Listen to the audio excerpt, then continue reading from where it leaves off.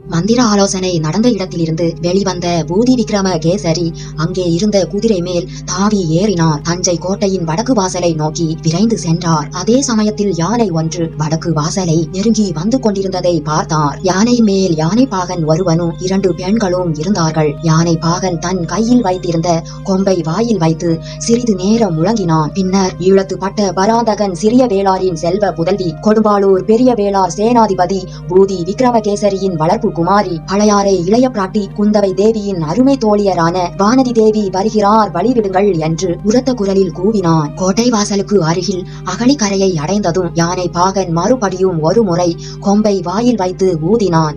அதன் எதிரொலி நிற்பதற்குள்ளே மறுபடியும் அவன், கொடும்பாளூர் இளவரசி வானதி தேவியார் இளைய பிராட்டியிடம் இருந்து சக்கரவர்த்திக்கு செய்தி கொண்டு வருகிறார். பெரிய பழுவேட்டரையரிடம் இருந்து சின்ன பழுவேட்டரையருக்கு முக்கியமான செய்தி கொண்டு வருகிறார். கோட்டை கதவை திறந்து விடுங்கள். கொடும்பாளூர் இளவரசிக்கும் அவருடைய தோழி பூங்குழலி அம்மைக்கும் உடனே வழிவிடுங்கள். கோட்டை கதவை திறந்து விடுங்கள். இவ்வாறு யானைப்பாகன் கூவியதை கேட்டு சேனாதிபதி பூதி விக்ரமகேசரி அடைந்த வியப்பு இவ்வளவு என்று சொல்ல முடியாது. அந்த யானைப்பாகன் குரலை எங்கேயோ எப்போதோ கேட்டது போலிருக்கிறதே. அவன் யார்? யானைப்பாகன் யாராயிருந்தால் என்ன? யானை மேல் இருப்பது வானதி தானா என்பதை அல்லவா முதலில் பார்த்து தெரிந்து கொள்ள வேண்டும். அவள் கோட்டைக்குள் போகாமல் தடுத்து நிறுத்த வேண்டுமே. வானதியாயிருந்தால் மிகவும் நல்லதாய் போய்விட்டது. இந்த சிக்கல்கள் எல்லாம் தீரும் வரையில் குழந்தை நம்மிடத்தில் இருப்பதே நல்லது. இவ்வாறு எண்ணிக்கொண்டே சேனாதிபதி குதிரையை தட்டி கொண்டு போய் யானையின் அருகில் அடைந்தார். அவர் பின்னோடு விரைந்து வந்த வீரர்களில் ஒரு வீரன் தீவர்த்தி கொண்டு வந்தான். அதன் வெளிச்சத்தில் யானை மீது இருந்தவர்களை பார்த்தபோது பெண்கள் இருவரும் சிறிய வேளாரின் புதல்வி வானதியும் பூங்குழலியும் தான் என்று தெரிய வந்தது. குழந்தாய் வானதி என்று அவர் ஏதோ சொல்வதற்குள் யானை பாகன் மறுபடியும் கொம்பு ஊத தொடங்கினான். அவனை எப்படி நிறுத்த செய்வது? நல்ல வேளையாக இதற்குள் யானையின் மேல் இருந்த பெண்கள் தங்களை நெருங்கி வந்த குதிரை மேல் இருப்பவர் யார் என்று உற்று பார்த்தார்கள். உடனே வானதி யானை பாகனிடம் ஏதோ சொல்லி அவன் கொம்பு முழக்கத்தை நிறுத்திவிட்டு, பெரியப்பா தாங்கள் தானா? நான் கேள்விப்பட்டது உண்மைதான் என்றாள். குழந்தாய், நான் தான். ஆனால் இது என்ன விசித்திரம்? செய்தி கொண்டு வருவதற்கு நீதானா அகப்பட்டாய்? இளைய பிராட்டிக்கு வேறு யாரும் அகப்படாமலா போய்விட்டார்கள்? அதிலும் இப்பேற்பட்ட நிலைமையில் என்றார் சேனாதிபதி. பெரியப்பா, இப்பேற்பட்ட நிலைமை இருப்பதுனாலேயே தான் என்னை செய்தி கொண்டு போக அனுப்பினார். தாங்கள் படையுடன் வந்து தஞ்சை கோட்டையை சூழ்ந்து கொண்டிருப்பதாக செய்தி கிடைத்தது. வேறு யாரையாவது அனுப்பினால் ஒருவேளை தாங்கள் படை வீரர்கள் தடுத்து நிறுத்திவிட கூடும். தாங்கள் அனுமதித்தாலும் கோட்டைக்குள்ளே இருப்பவர்கள் கதவை திறந்துவிட மறுத்துவிடலாம். என்னை அனுப்பி வைத்தால் 2 காரியத்துக்கும் அனுகூலமா இருக்கலாம் என்று அனுப்பியுள்ளார்கள். துணைக்கு பூங்குழலியையும் அனுப்பினார்கள். ஆமாம், இந்த ஓடக்கார பெண் வெகு கெட்டிக்காரி. அது முன்னமே எனக்கு தெரிந்த விஷயம்தான். ஆனால் நீ அப்படி என்ன செய்தி கொண்டு வந்தாய்? இரவுக்கிரவே தூது அனுப்ப வேண்டிய அவ்வளவு அவசரமான செய்தி என்ன? பெரியப்பா, அவசரமான செய்தி தான். பொன்னியின் செல்வரை பற்றி சக்கரவர்த்திக்கு செய்தி கொண்டு வந்திருக்கிறேன். ஆகா, பொன்னியின் செல்வரை பற்றியா? அவரை பற்றி உனக்கு ஏதாவது தெரியுமா? பெரியப்பா, எவ்வளவோ தெரியும். அவர் வீராதி வீரர், சூராதி சூரர், காவேரியில் அமுங்காதவர், கடலில் விழுந்தாலும் மூழ்காதவர், அண்டினோரை கைவிடாதவர், ஆபத்தில் உதவி செய்தவர்களிடம் நன்றி மறவாதவர், அன்னை தந்தையிடம் பக்தி உள்ளவர், தமக்கையார் சொல்லை தட்டாதவர், ராஜ்யத்தில் ஆசை இல்லாதவர். போதும் போதும், அதையெல்லாம் நான் கேட்கவில்லை. இளவரசர் சௌக்கியமா இருக்கிறாரா? இப்போது அவர் எங்கே இருக்கிறார் என்று உனக்கு தெரியுமா? பெரியப்பா, இளவரசர் சௌக்கியமாக இருக்கிறார். இப்போது எங்கே இருக்கிறார் என்றும் எனக்கு தெரியும். ஆனால் அதை தங்களிடம் கூற முடியாது. என்ன சொல்ல முடியாதா? என்னிடம் கூடவா சொல்ல முடியாது?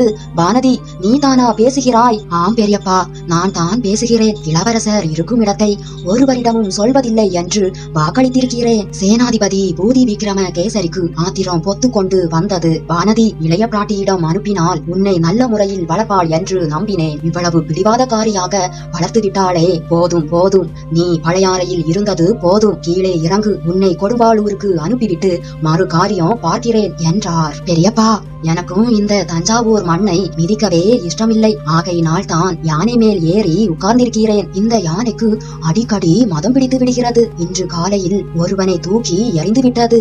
ஆகையினால் அருகில் ரொம்ப நெருங்கி வராதீர்கள். நான் கொண்டு வந்திருக்கும் செய்திகளை சொன்ன பிறகு நானே தங்களிடம் வந்து விடுகிறேன். என்னை கொடும்பாளூருக்கு அனுப்பினாலும் அனுப்பிவிடுங்கள். இப்போது மட்டும் என்னை தடுத்து நிறுத்தாதீர்கள் என்றாள் வானதி. சேனாதிபதி பூதி விக்ரமகேசரி சிறிது யோசித்துவிட்டு, சரி மகளே, நான் உன்னை தடுத்து நிறுத்தாமல் விட்டு விடுகிறேன். கோட்டை கதவு திறக்காவிட்டால் என்ன செய்வாய்? பெரியப்பா, நீங்கள் இவ்வளவு பெரிய படைகளுடன் வந்திருக்கிறீர்களே, எதற்காக? கோட்டை கதவு திறக்காவிட்டால் உங்கள் படைகளை ஏவி கதவை உடைத்து திறந்துவிட செய்யுங்கள் என்றாள் வானதி. பூதி விக்ரமகேசரி இதை கேட்டு பெருமிதம் அடைந்தார். மகளே, கொடும்பாளூர் கோமகள் பேச வேண்டியவாறு பேசினாய். அவசியம் ஏற்பட்டால் அவ்விதமே செய்வேன். ஆனால் அதற்கு அவசியம் ஏற்படாது. இளைய பிராட்டியிடம் இருந்து சக்கரவர்த்திக்கு செய்தி கொண்டு வந்திருக்கும் உன்னை தடுத்து நிறுத்த இந்த சின்ன பழுவேட்டரையன் யார்? அவ்விதம் அவன் ஒரு நாளும் செய்ய மாட்டான். ஆனால் எனக்காகவும் சின்ன பழுவேட்டரையனிடம் ஒரு செய்தியை சொல். நீ கோட்டைக்குள் இருக்கும் போது உனக்கு ஏதாவது சிறிய தீங்கு நேர்ந்தாலும் அவனுடைய குலத்தை பூண்டோடு அழித்து விடுவேன் என்று சொல். நானும் என்னுடைய துணைவர்களும் சக்கரவர்த்தியை நேரில் பார்த்து அவருடைய விருப்பத்தை அவருடைய வாய்மொழியாக தெரிந்து கொள்ள வந்திருக்கிறோம் என்றும் சொல். நாளை பகல் பொழுது போவதற்குள் சக்கரவர்த்தியை நாங்கள் தரிசிக்க அவன் வகை செய்யாவிட்டால் கோட்டையை தாக்க தொடங்கி விடுவோம் என்று தெரியப்படுத்து என்றார் சேனாதிபதி. பெரியப்பா, அப்படியே ஆகட்டும் என்றாள் வானதி. மறுபடியும் யானை பாகன் கொம்பு முழங்கினான். கொடும்பாளூர் இளவரசிக்கு வழிவிடுங்கள், கோட்டை கதவை திறந்து விடுங்கள் என்று கூவினான். கோட்டைக்குள்ளே சின்ன பழுவேட்டரையர் பெரும் மனக்கலக்கத்துக்கு உள்ளாகி இருந்தார். வீர தீரங்களில் அவர் யாருக்கும் சளைத்தவர் அல்ல. ஆனால் தமையனாருடைய யோசனையை கேட்டே எந்த காரியமும் செய்து பழக்கப்பட்டவர் ஆதலால் இந்த நெருக்கடியான நிலைமையில் சிறகு இழந்த பறவை போல் தவித்தார். அன்று காலை முதல் ஒன்றன் பின் ஒன்றாக விபரீதமான செய்திகள் அவர் காதுக்கு எட்டி கொண்டிருந்தன. பெரிய பழுவேட்டரையர் கடம்பூர் சம்புவரையர் மாளிகையில் இருந்து தஞ்சைக்கு புறப்பட்டு 2 தினங்களுக்கு மேலாயின என்று ஒரு செய்தி கிடைத்தது. புயல் அடித்த அன்று கொள்ளிட நதியை கடந்து கொண்டிருந்த படகுகள் பல மூழ்கி போயின என்றும் அவருக்கு தெரிந்திருந்தது. சிறிது நேரத்துக்கெல்லாம் பெரிய பழுவேட்டரையரின் படகில் இருந்த ஒருவனே வந்து சேர்ந்தான். பெரிய பழுவேட்டரையர் வந்த படகு மூழ்கி போனது என்றும் தான் திணறி திண்டாடி கரையேறி வந்து சேர்ந்ததாகவும் கூறினார். இளவரசர் அருள்மொழிவர்மர் நாகைப்பட்டினம் சூடாமணி விகாரத்தில் மறைந்திருந்து வெளிப்பட்டார் என்றும் பெரும் ஜனத்திரளுடன் தஞ்சையை நோக்கி வந்து கொண்டிருக்கிறார் என்றும் இன்னொரு ஒற்றன் வந்து கூறினான். இரவு திருவாரூரில் அவர் தங்கியதாகவும் தான் இரவோடு இரவாக பிரயாணம் செய்து வெள்ளக்காடா இருந்த பிரதேசங்களை எல்லாம் தாண்டி வந்ததாகவும் தெரிவித்தான். இன்னும் சற்று நேரத்துக்கெல்லாம் சம்புவரையர் அனுப்பிய ஆள் ஒருவன் வந்து சேர்ந்தான். திருக்கோவலூர் மலையமான் பெரும் படை திரட்டி கொண்டிருப்பதாக தெரிகிறது என்றும் ஆதித்த கரிகாலரின் வெறி அதிகமாகி வருகிறது என்றும் ஆகையால் பெரிய பழுவேட்டரையரை உடனே புறப்பட்டு வரும்படி சம்புவரையர் செய்தி அனுப்பியதாகவும் கூறினான். பெரிய பழுவேட்டரையரோ தஞ்சைக்கு இன்னும் வந்து சேரவே இல்லை. அவர் உடனே புறப்பட்டு செல்வது எப்படி? யமனும் அருகில் வருவதற்கு அஞ்சக்கூடிய அந்த வீரகிழவரை ஒருவேளை கொள்ளிடத்து வெள்ளம் கொள்ளை கொண்டிருக்குமோ என்று சின்ன பழுவேட்டரையர் கலங்கினார். இதற்கு அடுத்தபடியாக எல்லாவற்றிலும் பெரிய இடி போன்ற செய்தியை தெற்கே இருந்து ஒற்றர்கள் ஓடி வந்து தெரிவித்தார்கள்.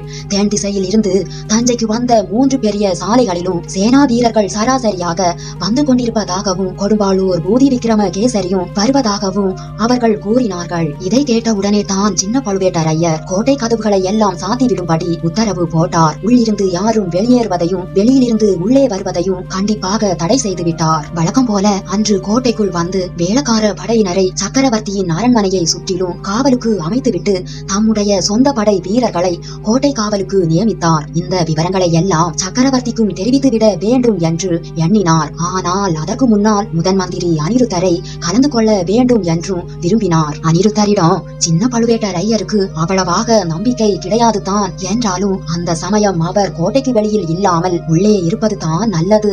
தம்மை அறியாமல் அவர் எதுவும் செய்ய முடியாது அல்லவா? அவரிடம் யோசனை கேட்டுக்கொண்டு காரியங்கள் செய்வதாக பாவனை பண்ணுவதும் நல்லது. பின்னால் ஏதாவது தவறாக போனால் தம்மீது மட்டும் குற்றம் என்று யாரும் பழி சுமத்த முடியாது. சக்கரவர்த்தியிடம் தாமே நேரில் சொல்வதை காட்டிலும் அனிருத்தரையும் அழைத்து கொண்டு போய் சொல்வது சுலபமா இருக்கும். இளவரசன் அருள்மொழிவர்மனும் அவனுக்கு பெண் கொடுத்து சம்பந்தம் செய்து கொள்ள விரும்பிய பூதி விக்ரமகேசரியும் சேர்ந்து சதி ஆலோசனை செய்து தஞ்சாவூரை கைப்பற்றுவதற்காகவே இரு பக்கம் இருந்து வருவதாக சின்ன பழுவேட்டரையர் நம்பினார். இதை பற்றி தாம் தனிப்பட கூறினால் சக்கரவர்த்தி நம்புவது கூட கடினமா இருக்கும். முதன் மந்திரி அனிருத்தரும் சேர்ந்து சொன்னால் நம்பியே தீர வேண்டும். இவ்வாறு எண்ணிக்கொண்டு அனிருத்தரிடம் ஆலோசனை கேட்க சின்ன பழுவேட்டரையர் சென்றார். முதன் மந்திரி அனிருத்தரும் ஓரளவு கலக்கம் அடைந்து தான் இருந்தார். இளைய பிராட்டி குந்தவை அன்று காலை தஞ்சையை விட்டு போனதையே அவர் அவ்வளவாக விரும்பவில்லை. ஈழத்து ராணியும் பூங்குழலியும் காலையில் காணாமல் போனது அவருடைய உள்ளத்தின் அமைதியை ஓரளவு குலைத்திருந்தது. எங்கே போயிருப்பார்கள், எப்படி போயிருப்பார்கள், எதற்காக என்ற என்றெல்லாம் எவ்வளவோ சிந்தித்தும் ஒரு முடிவுக்கு வர முடியவில்லை. பூதி விக்ரமகேசரி படையுடன் வருகிறார் என்னும் செய்தி அவருக்கு பெரும் கலக்கத்தையே உண்டு பண்ணிவிட்டது. ஆனாலும் இதையெல்லாம் உடனே சக்கரவர்த்தியிடம் தெரிவிக்க வேண்டிய அவசியமில்லை என்று சின்ன பழுவேட்டரையருக்கு அவர் யோசனை சொன்னார். சக்கரவர்த்தியின் மனக்குழப்பம் இன்று அதிகமாகி இருப்பதாக கேள்விப்படுகிறேன். மகாராணியின் பணிப்பெண் வந்து தெரிவித்துவிட்டு போனாள். இந்த நிலையில் பூதி விக்ரமகேசரியை பற்றி சொன்னால் சக்கரவர்த்தியின் மூளையில் உள்ள இரத்த நாளம் வெடித்து உயிருக்கே கூட ஒரு வேளை ஆபத்து உண்டாகிவிடும். ஏற்கனவே தஞ்சை நகரத்தில் சக்கரவர்த்தி காலமாகிவிட்டார் என்ற வதந்தி பரவி இருக்கிறதாம். உண்மையாகவே அப்படி நேர்ந்துவிட்டால் எத்தனை விபரீதமாகும் என்று யோசித்து பாருங்கள். சக்கரவர்த்தியை நீங்களே கொன்று விட்டதாக வதந்தி உண்டாகிவிடும். உங்கள் விரோதிகளுக்கு மிகவும் வசதியாய் போய்விடும். ஆகையால் பொறுத்து பார்த்து முடிவு செய்யலாம். பூதி விக்ரமகேசரியின் உத்தேசம் என்னவென்று முதலில் தெரிந்து கொள்ளலாம். பெரிய பழுவேட்டரையரை பற்றியும் பொன்னியின் செல்வரை பற்றியும் அதற்குள் ஏதேனும் நிச்சயமான செய்தி கிடைக்கக்கூடும். அது வரையில் பொறுமையாக இருங்கள் என்று முதன் மந்திரி அனிருத்தர் கூறியது காலாந்தக கண்டருக்கு நல்லதாகவே தோன்றியது. முதன் மந்திரி, அப்படியானால் சக்கரவர்த்தியிடம் சமயம் பார்த்து சொல்ல வேண்டிய காரியத்தை தங்களிடமே விட்டு விடுகிறேன். கோட்டை பாதுகாப்பு காரியங்களை நான் கவனிக்கிறேன் என்று சொல்லிவிட்டு சின்ன பழுவேட்டரையர் முதன் மந்திரியிடம் விடை பெற்று கொண்டார். அப்போது முதல் கோட்டை மதில் ஓரமாக சுற்றி வந்து கோட்டை பாதுகாப்புக்கு வேண்டிய முன் ஏற்பாடுகளை செய்து வந்தார். பல நாள் முற்றுகைக்கும் கோட்டையை ஆயத்தமாக செய்ய வேண்டும். கொடும்பாளூர் படைகள் கோட்டை கதவை தகர்த்தும் மதில் மேல் ஏறி குதித்தும் கைப்பற்ற முயன்றால் அந்த முயற்சியை தோற்கடிக்கவும் சித்தமா இருக்க வேண்டும். இதன் பொருட்டு தமக்கு நம்பிக்கையான வீரர்களை ஆங்காங்கே நிறுத்தி வைக்க வேண்டும்.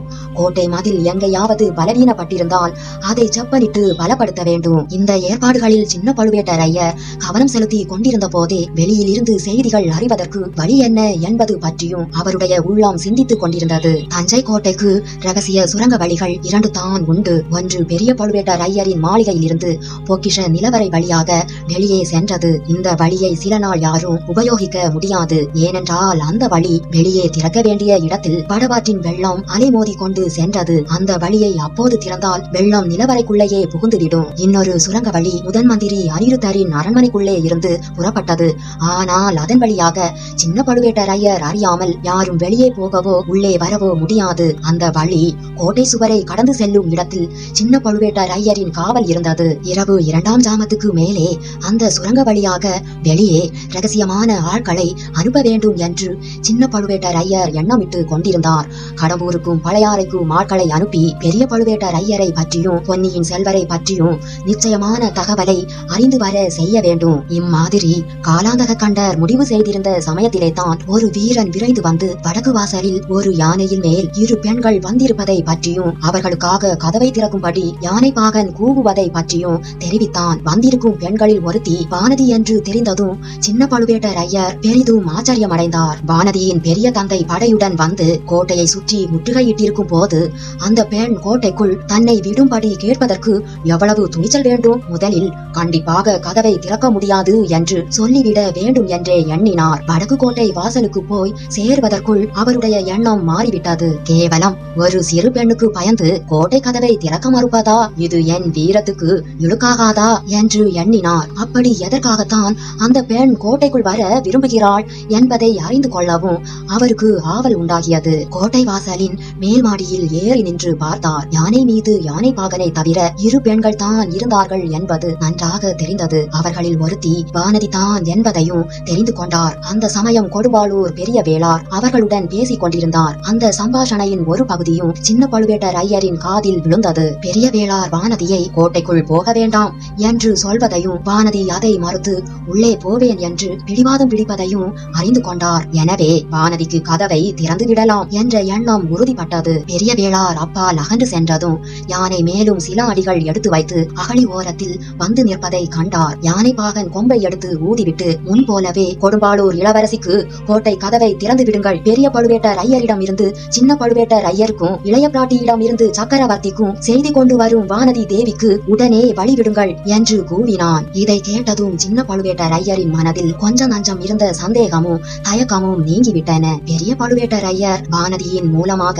தமக்கு செய்தி அனுப்புவது விசித்திரமானது தான். இதில் ஏதாவது சூழ்ச்சியோ தந்திரமோ இருக்கக்கூடும். இருந்தால் அதை தம்மால் கண்டுபிடிக்க முடியாதா? இந்த சிறு பெண் தம்மை ஏமாற்றிவிட்டு தப்பி பிழைக்க முடியுமா?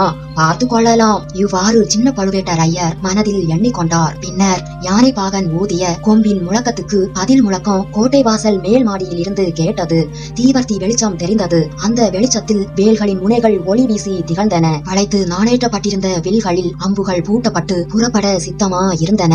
அவற்றுக்கு மத்தியில் ஒரு மனித உருவம் வெளிப்பட்டு வந்தது. கொடும்பாளூர் இளவரசிக்கு கோட்டை கதவு திறந்து விடப்படும். யானையும் யானை மீது உள்ளவர்களையும் தவிர வேறு யாரேனும் பின்தொடர முயன்றால் உடனே யமலோகம் சேர்வார்கள் என்று அந்த மனித உருவம் இடி முழக்கம் போன்ற குரலில் கர்ஜனை செய்தது. இதை கேட்டதும் பூதி விக்ரம கேசரியும் அவருடன் வந்த ஆட்களும் இன்னும் சிறிது அப்பால் சென்றார்கள். கோட்டை கதவுகள் திறக்கப்பட்டன. அகழியின் பாலம் இறக்கப்பட்டது. யானை பாலத்தின் மேல் நடந்து சென்ற போது பாலம் அதிர்ந்தது. வானதிக்கு சிறிது அச்சம் உண்டாகியது. ஆனால் ஆபத்து ஒன்றும் ஏற்படவில்லை. யானை அகழியின் அக்கறையை அடைந்தது. திறந்திருந்த கதவுகளின் வழியாக கோட்டைக்குள் பிரவேசித்தது. மறு நிமிடமே பாலம் மறுபடியும் தூக்கப்பட்டது. கோட்டை வாசல் கதவுகளும் சாத்தப்பட்டன. வானதி ஏறி இருந்த யானைக்கு அருகில் சின்ன பழுவேட்டரையரின் யானை வந்து நின்றது. இளவரசி வரவேண்டும். தங்கள் பெரிய தந்தை தடுத்தும் கேளாமல் தாங்கள் என் விருந்தாளியாக வர இசைந்தது பற்றி மிக்க மகிழ்ச்சி அடைந்தேன். தங்களுக்கு இங்கே எந்த விதமான தீங்கேனும் நேருமோ என்று அஞ்ச வேண்டாம் என்று சின்ன பழுவேட்டரையர் கம்பீரமான குரலில் கூறினார். ஐயா, எனக்கு அத்தகைய அச்சம் சிறிதும் இல்லை. நான் சொல்ல வந்த செய்திகளை சொன்ன பிறகு என்னை தாங்கள் பாதாள சிறையிலே அடைத்தாலும் கவலை இல்லை என்றாள் வானதி.